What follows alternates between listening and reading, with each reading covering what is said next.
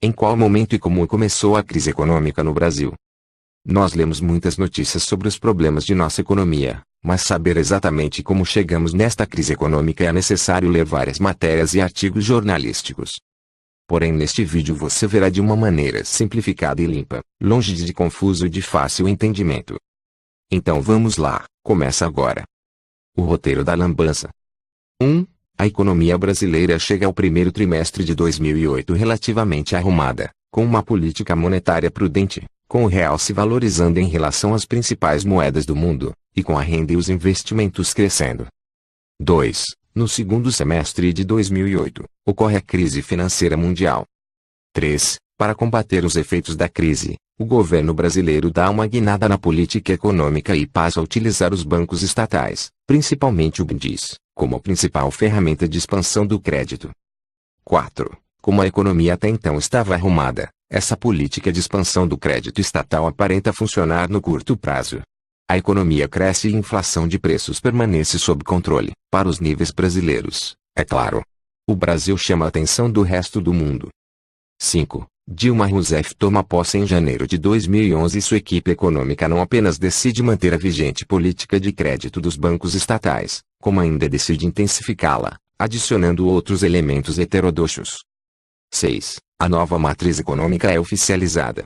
Essa nova matriz, na realidade, incrivelmente velha, se baseia em 5 pilares: política fiscal expansionista, juros baixos, crédito barato fornecido por bancos estatais, câmbio desvalorizado e aumento das tarifas de importação para estimular a indústria nacional.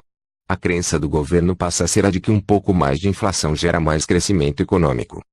7. No início de 2012, o governo declara guerra aos bancos privados que não baixarem os juros, e utiliza os bancos estatais para fornecer empréstimos a juros baixos, ampliando dessa forma a expansão do crédito. O consumismo e o endividamento passam a ser explicitamente estimulados pelo governo, com a crença de que ambos é que são os motores do crescimento econômico. A expansão do crédito em conjunto com o aumento das tarifas de importação faz com que a inflação de preços comece a incomodar. 8. Também em 2012, o governo unilateralmente decide revogar os contratos de concessão das empresas de geração e transmissão de energia, os quais terminariam entre 2014 e 2018, com o intuito de fazer novos contratos e impor tarifas menores. 9. Com o ataque às geradoras e transmissoras, as distribuidoras ficam sem alternativa e têm de recorrer ao mercado de energia de curto prazo, no qual os preços negociados são muito superiores em relação aos ofertados pelas geradoras que ficaram sob intervenção. As distribuidoras ficam desabastecidas e endividadas.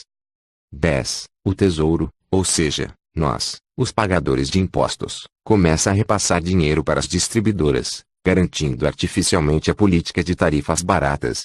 O endividamento do governo aumenta.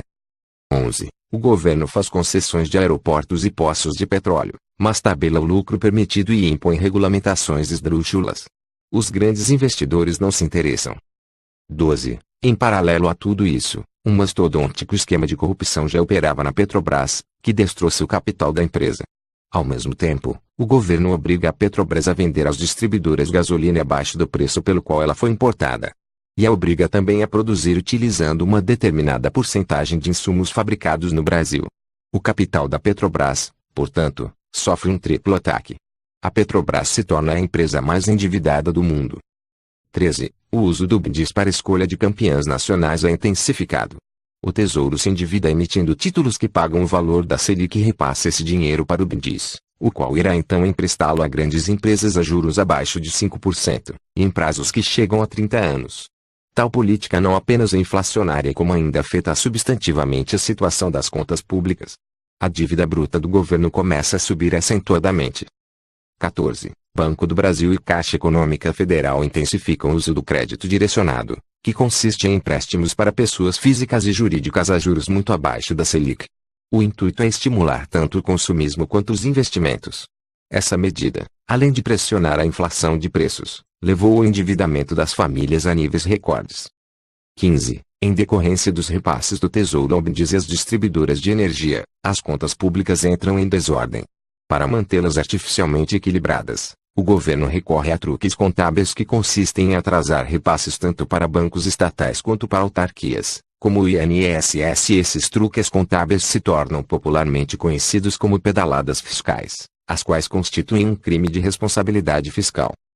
16. A inflação de preços em nenhum momento fica perto da meta de 4,50% estabelecida pelo próprio Banco Central. Em vários momentos ela ultrapassa o teto da meta, de 6,50%. No setor de serviços, a inflação de preços fica continuamente entre 8% e 9%. 17. O descontrole das contas públicas, a inflação de preços persistentemente alta, o tabelamento dos lucros nos serviços de concessão e as seguidas demonstrações de desrespeito aos contratos do governo, como a medida provisória 579, a qual alterou totalmente o sistema elétrico, afetam o humor dos empresários, que reduzem os investimentos, os quais estão em queda há nada menos que 7 trimestres seguidos. 18. O número de miseráveis volta a crescer. 19. Os investidores estrangeiros finalmente percebem os truques contábeis do governo e entendem que a dívida bruta está alcançando padrões perigosos. A agência de classificação de risco Standard & Poor's ameaça acabar com o grau de investimento do país. 20. Como consequência, a taxa de câmbio dispara. O dólar, que estava em R$ 1,65 no início do governo Dilma, chega a R$ 3,60 em meados de agosto de 2015. A moeda brasileira derrete. 21. Em simultânea disparada do dólar, os repasses do Tesouro às distribuidoras de energia são abolidos. As tarifas encarecem, em média, 58%. Em Porto Alegre e São Paulo, os reajustes ficam acima de 70%. Em Vitória e Curitiba, passam dos 80%. Paralelamente, a Petrobras decide que é hora de recompor seu caixa, dizimado tanto pela corrupção quanto pela política de vender gasolina a preços menores que os custos de importação, e o preço da gasolina dispara nas bombas. 22. Em decorrência de tudo isso, a taxa de inflação de preços passa a subir a um ritmo não vivenciado desde 2003. O IPCA acumulado em 12 meses chega a 9,56% em julho de 2015. 23. O aumento dos combustíveis e da conta de luz obriga empresas, estabelecimentos comerciais e ofertantes de serviços a repassar esses custos aos seus preços. Como consequência, vendem menos e a receita cai. 24. O Banco Central, que havia se mantido totalmente submisso ao governo no primeiro mandato de Dilma, tenta recuperar a credibilidade perdida e volta a tentar controlar a carestia aumentando seguidas vezes a taxa básica de juros, as quais praticamente dobramos em 2 anos. Isso restringe uma parte do crédito e, consequentemente, afeta o crescimento da renda nominal. 25. No entanto, dado que a carestia é majoritariamente decorrente da desvalorização cambial e do reajuste de preços administrados pelo governo, os aumentos da Selic são inócuos nesse combate. Logo, cria-se uma situação de renda estagnada e preços em ascensão, o que gera uma queda da renda real da população. 26. Os seguidos aumentos dos juros, em vez de combaterem a carestia, afetam severamente os investimentos e o consumo. 27. Com a carestia em alta, a renda real em queda e o endividamento recorde da população, as vendas no varejo despencam, as vendas de automóveis desabam, a indústria encolhe e já vem encolhendo há 4 anos, não obstante todo o protecionismo, e o desemprego aumenta. As famílias endividadas, consequência inevitável de uma política de estímulo ao consumo, têm dificuldade para quitar as parcelas de suas dívidas. A inadimplência bate recorde. 28. Com renda em queda e custo de vida em alta, a classe média vai atrás de bicos para tentar fechar as contas. E pode encolher este ano. 29. Empresários se dizem pessimistas e sem intenção de investir. Os investimentos apresentam a pior contração trimestral desde 1996. Já a confiança do consumidor é a pior em 13 anos.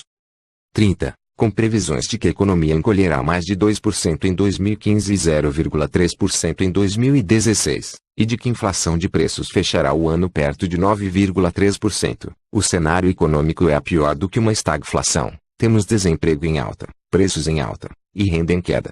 E tudo isso aditivado pela desvalorização cambial. As perspectivas futuras não são nada alvissareiras. Conclusão. A obra acima descrita não é resultante de uma única política ruim. Ela é o resultado de meticulosas e desastrosas intervenções governamentais na economia. Não se chega à situação atual de um mês para o outro ou mesmo de um ano para outro, é necessária toda uma soma de erros. É necessária toda uma série de intervenções que, ao darem errado, exigem novas intervenções apenas para corrigir os efeitos inesperados das intervenções anteriores. E esta sequência de intervenções adquiriu um ritmo espantoso no Brasil dos últimos 4 anos.